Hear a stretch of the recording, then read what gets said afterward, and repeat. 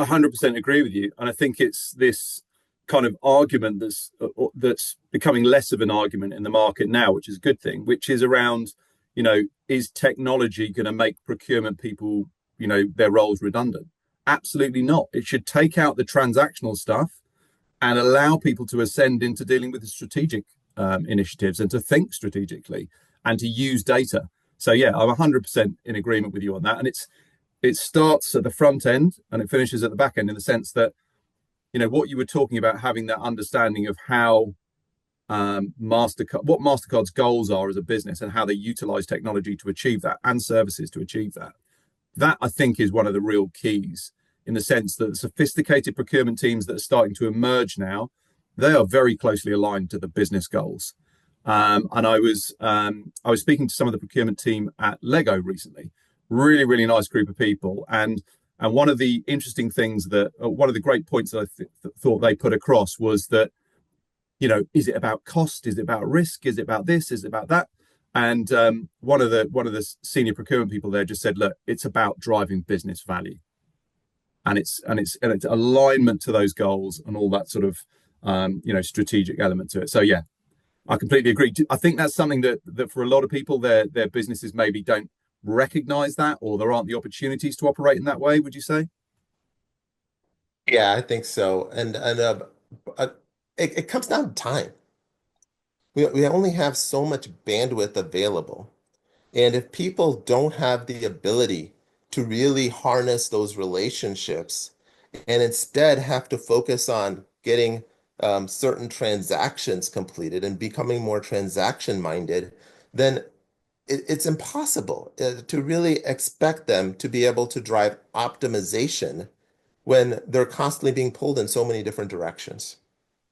Yeah, and we'll come on to it later, but certainly some of the stuff I've heard you talk about in terms of managing statement of work engagements, for example, very relevant to that, in the sense that, it's something that I see all the time, where a procurement professional can just be tied down with this kind of semi-manual task of dealing with lots and lots of statement of work engagements that are going through and trying to get their arms around it and trying to satisfy their stakeholders.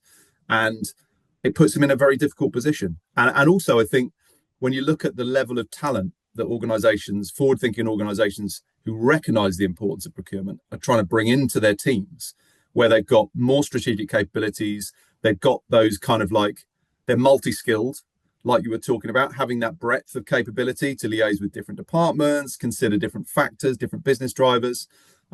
If you bring people into an environment that is not up to scratch, where, it's a semi-manual environment, or there's a lot of transactional stuff that people are doing, where they're effectively wasting their time, they're not working effectively. Those bright sparks that in their own life are working super effectively and are very streamlined, it's going to be difficult to attract them into procurement. So I think it's an important factor. Yeah, and Johnny, I think we'll talk more about this during this discussion as well. And it gets down to waste.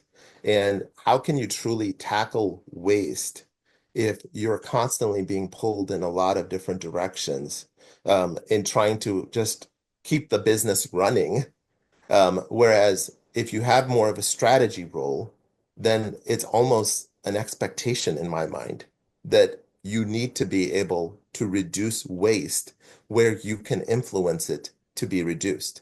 And in procurement, to me, that's around the three parameters that I always think about when I think about service level, right? Because when you're talking about service level with your suppliers and what you expect from your suppliers, it's not just what you expect from your suppliers, it's what you expect as part of the full end-to-end ecosystem for the services that we require and how it impacts every functional area within that. And it's time, there's a time element to it, so speed. And so how can we get faster? Because if we can improve the speed, then we can probably improve the layers that exist today that's bogging us down, that we cannot get what we need to get done faster, right? It has a cost element to it. The cost element is related to really the total cost of ownership of that service.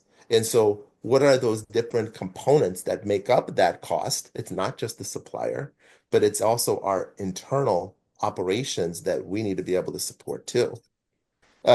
And then there's the quality element to it. The quality element to me is about productivity and efficiency as well.